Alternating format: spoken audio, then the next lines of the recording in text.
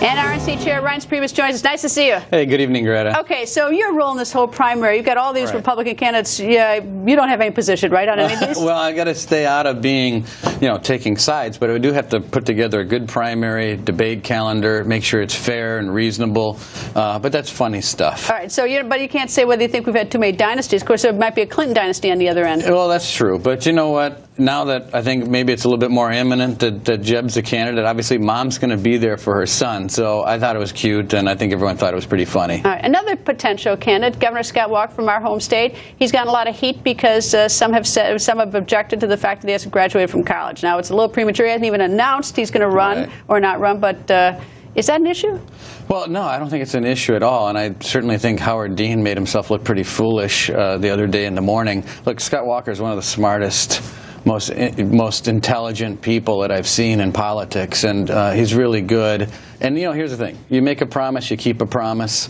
And he's got a lot going for him. So I think those kinds of shots are pretty pathetic, but if that's all you've got in the chamber, I don't think it's very impressive. Of course, everybody who didn't go to college is probably going to, be pretty offended by anyone who makes a crack about someone not finishing college. I know a lot of really smart people that didn't go to college. Me too. So I know a lot of idiots that went to college too.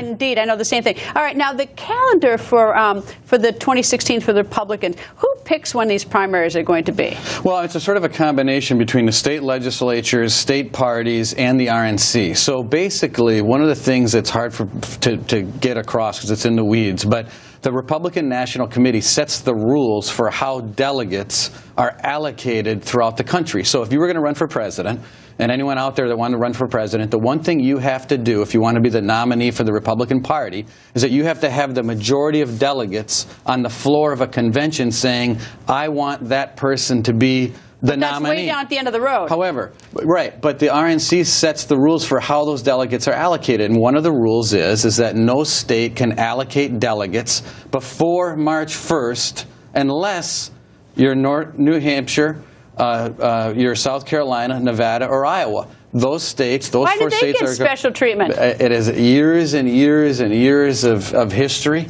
And that's a debate, too. But they do. And it is what it is. So those four states go in February, and everyone else can go starting on March 1st. Now, there's other rules involved and when and how.